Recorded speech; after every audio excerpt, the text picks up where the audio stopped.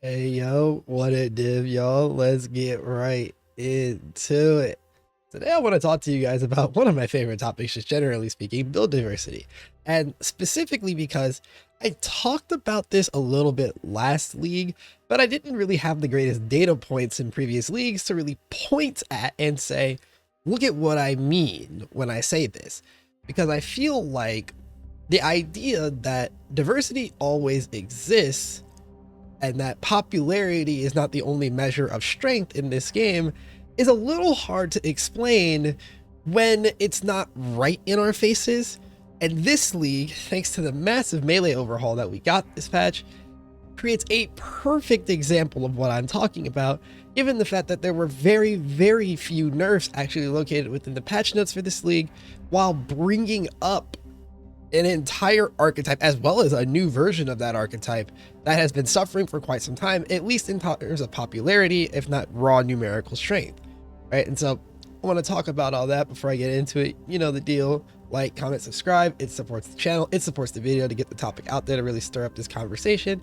And subscribe with notifications on if you want to know when I'm posting more. Also, take time to leave a comment and let me know what you think about the build diversity of this league, because I think it's fucking awesome. And that's going to be the starting point, is that diversity is awesome. Just straight up, it's really exciting when everybody's playing things that we haven't really seen played much recently. Not to emphasize recently, because, for example, right now, the most popular skill in the game is, of course, Lightning Strike and or Vol Lightning Strike characters. And we've seen it before. It was about 2 years ago. I think the last time it was super popular was during Sentinel League, when we were recombing claws together with essence mods and going absolutely insane, which, shout out to those recom buffs. I hope that they do some insane things for crafting of claws again, just because, that shit's sick, right? But melee as a whole has really been on a resurgence, right? We've got bleed melee on the rise. Like, so previously, I wouldn't have even really touched bleed melee outside of knowing that last rate of hemorrhaging was already fairly strong, which it's so much stronger now than it was when I initially POB'd it last league and the league before. Or you're playing with the new retaliation skills, specifically Eviscerate for bleed setups. I've seen some really nice stuff with Crushing Fist and Sword Storm floating around on YouTube. There's also Divine Retribution, which looks insane numerically. I'm just waiting for someone to figure out how to cook it up just right? Like, you have new options there. But remember that I said that there were limited nerfs. The only real thing I remember, like, truly catching nerfs, besides Magic Find, is DD. And even that's not properly dead, right? Like, that was just bringing it in line. But you still have the Archmage, Ice Nova, Frostbolt's characters going around, or what was Ball Lightning orbiting early in the league.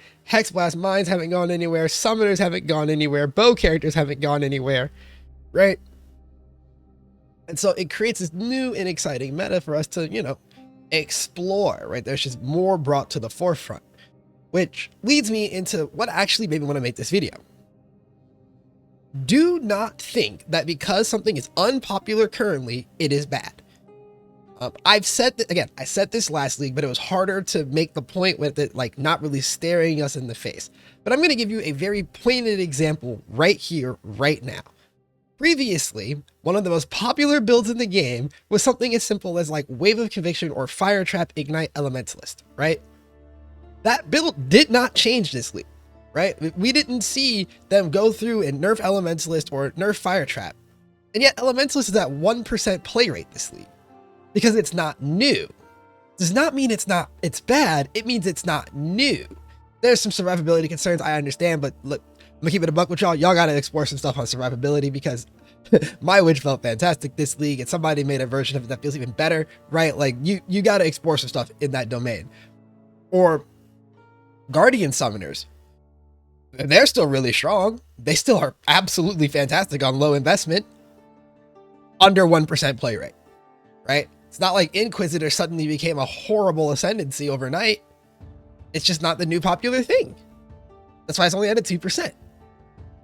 And so this all, like, culminates together in the idea that popularity and strength are not intrinsically tied, because this is not, this isn't a PvP game.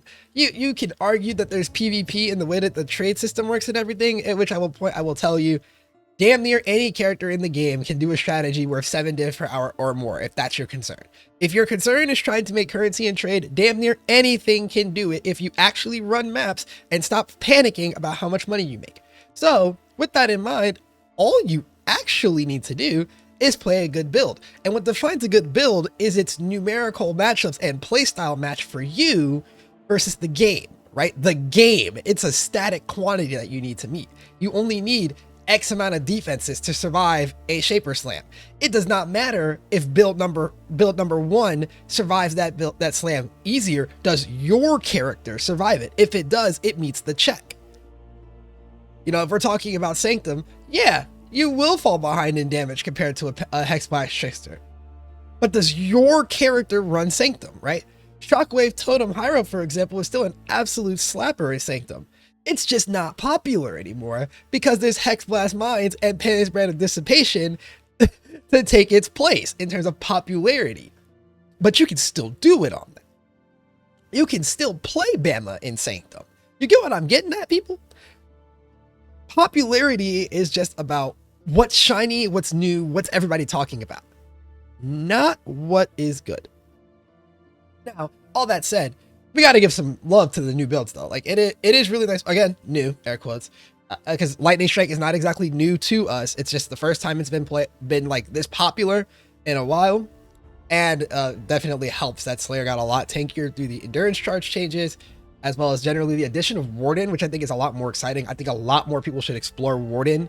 Lightning Strike, the stuff I've seen regarding like Hoarfrost in particular has been impressive as fuck. And tinctures, I'm pretty sure everybody has realized thanks to Pulseron's videos, are insane. And even outside of like that type of setup, is generally I've seen tinctures used well on Slayer. Ailment characters have been using them well. Tinctures are just really, really strong. Do some experimentation, people, right?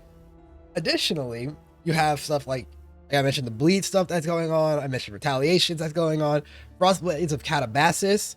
Finally seeing play this league with the totem chain. Now that they don't have the totems and whatnot, that skill is actually really sweet. Really glad to see that like Frostblades made a comeback.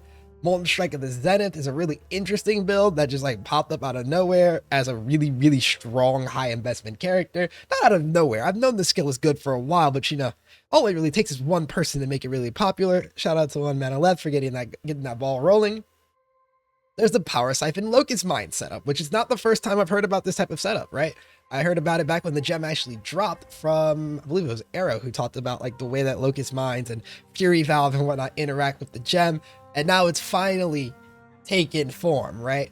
There's a lot of new stuff. And there's our old stuff. Just generally speaking, there's so much going on. And I'm just going to leave you with this last little bit here. There's a lot that you haven't seen yet. There's still a lot of gems that I know to be strong, either from math or personal testing, that has not really seen the light of day yet, or at least caught the fire that I feel like it should have as a result of its new changes. You know, another example, I was thinking about this and I realized there's another example of a really strong skill that just I missed. Holy Relic of Eviction didn't get any changes, so that's also still a really good investment build as well, right? For T17s and all that good stuff. But like I said, there's a lot of things that haven't really been explored yet. Quite a few transfigs that still possess an immense amount of power. A lot of archetypes that are currently being overlooked as a result of the strong being the strong, right? I'm not going to act like builds can't be stronger than one another, but it's just worth noting that if you want to go explore, it is a fantastic time to explore, because we're in a state of the game right now where I can only really say that I believe one ascendancy is truly underperforming, and that would be Saboteur. I do believe that Saboteur kind of underperforms and is propped up by simply one archetype of build, the recaller setups with trigger bots and automation support, really like, you know, flooding your screen with effects like that. That stuff still works. Don't let me make you think that that's bad. It's just kind of the only thing that Ascendancy like super has going for it, even though traps aren't quite bad and mines are pretty strong. It's just that it's being overshadowed in those roles by other ascendancies, and therefore you think that Sabo is just pointless when realistically Sabo is just a little different right now. Like, you could still absolutely play Hexblast Mines on a Sabo. It would go crazy. you could still play, like, you know, you want to play Explosive Trap instead of Trickster, you want to play Sabo, it would still be nuts. It would be a worse build than the Trickster. You would have to invest a little bit harder in it to make it work, but it would still go nuts, right? So that's all that I really want to get into. It's just I wanted to reinforce this idea that I brought up last league, but again, just didn't have the proof that I wanted to use, because it's hard to just say, like, guys, trust me, all of these things are good, but we're seeing it ourselves now. We're literally staring at builds that were good previously not get nerfed and simply fall off in popularity. And this is I just wanted to remind you, they are still good. That kind of wraps it up for me.